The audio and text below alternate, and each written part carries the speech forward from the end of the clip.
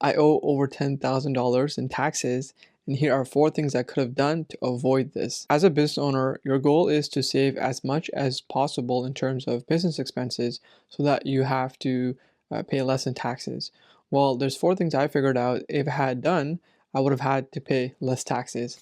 So I'll go over them with you to explain to you what they are, and maybe you can use them for your business to also help you reduce your taxes. So the first mistake I made was I filed my taxes when the year was over. So it's for 2024. I filed my taxes in 2025.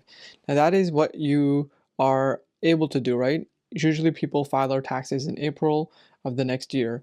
Now, this is an issue because whenever you do that, there's a bit of a delay, right? You like from January to April, it's a 4-month delay. If you file your taxes within the same year, what you're able to do is you're able to actually make adjustments within that year, right? If you are able to get all the numbers you need, you're able to make adjustments. So if you want to pay less in taxes, you could do that. If you want to pay more in taxes, you could do that. If you want to take more, if you want to be able to have more business expenses and use them on things like, courses or marketing, you could do that while you're still within the year. Once the year ends, then you're not able to make any adjustments. So that was the first issue. The second mistake was I wasn't able to use all of my expenses for my business. Let's say I had about $20,000 left that I could have used on my business, right? I could have spent it on ads. I could have bought courses. I could have bought coaching programs, right? I could have, done something with the money. But because I didn't use it, now that is going to be considered as profit, and because of that I would have to owe more taxes. So if I had been doing my bookkeeping every single month, that would have allowed me to see how much I made, how much are my expenses, and then how much is my profit. And then based on that I can make adjustments saying, hey, like let's say this month I had $2,000 in profit.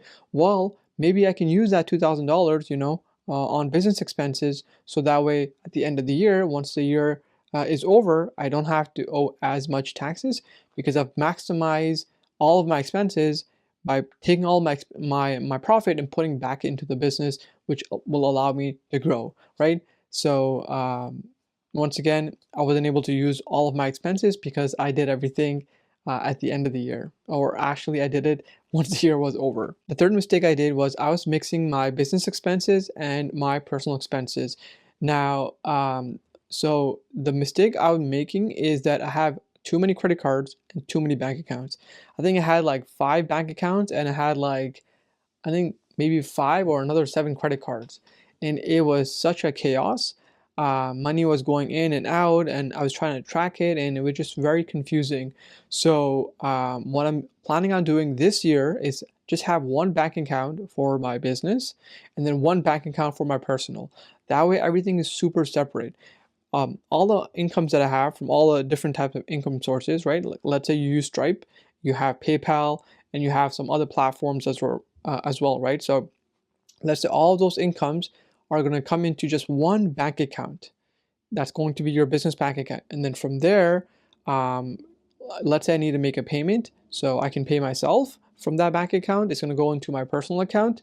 And then let's say I need to pay any business expenses. It's going to go directly from the bank account. And if I have a credit card, I will only have one credit card for business and then one for personal. So if I'm spending the credit card on business expenses, I'm going to pay it from my business account, right? Before it was all a mess. I was paying my personal credit card with my business bank account, so it's very confusing, and it's really hard to justify, right? When you get audited, they're like, why are you paying for personal stuff, right, with your business bank account? So I made sure now, going forward, I'm going to separate everything. It's going to be clean, it's going to be easy to understand, and it's fully transparent. The last mistake I made, this is mistake number 4. It might sound a bit repetitive, but it's not. I want to make a distinction. So this one is organizing my finances once the year was over. Now, obviously, I need to do it for taxes, but what I'm not doing it for is I'm not doing it for myself, right?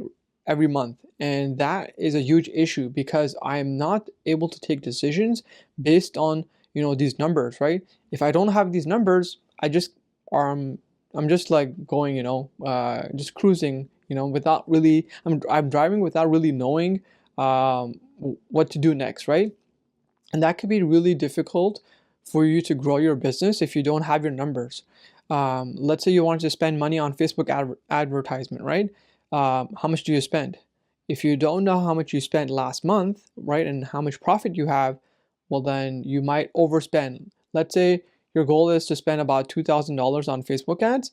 Well, do you have the money? Are you able, did you make that from last month? Right? If I did make $2,000, right, that can really help me saying, hey, this month I can spend $2,000 and I can actually use it because I have it, right? And sometimes we make decisions as like, I'll spend the $2,000 on Facebook ads, but then I didn't have the money, right? So now I have to go, get the money from customers and clients, right? Get maybe new customers and stuff, right? So it's a bit stressful. So it's so much easier to grow your business if you are doing your bookkeeping every single month, you know your numbers, and you know what they need to be so that you can have the most tax savings and you can reinvest your profits properly. That way you can scale your business properly. So just to sum up, all the 4 mistakes I made was I filed my taxes when the year was over. I mixed my personal and my business expenses.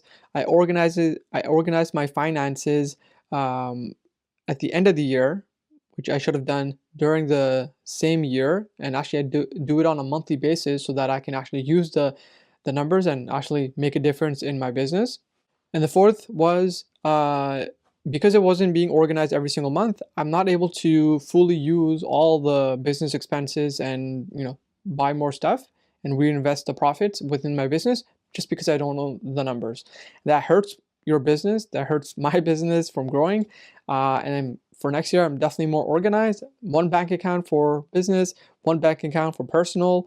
All the incomes are going into one bank account, and then from there, every single month, I'm going to be organizing my finances, how much I made, how much I'm spending, and where it's actually going, right? Sometimes I'm using softwares that I'm paying for softwares that I'm not even using. So I want to make sure I don't, waste any money. Everything is being reinvested and I can maximize my growth of my business, which is my number one priority.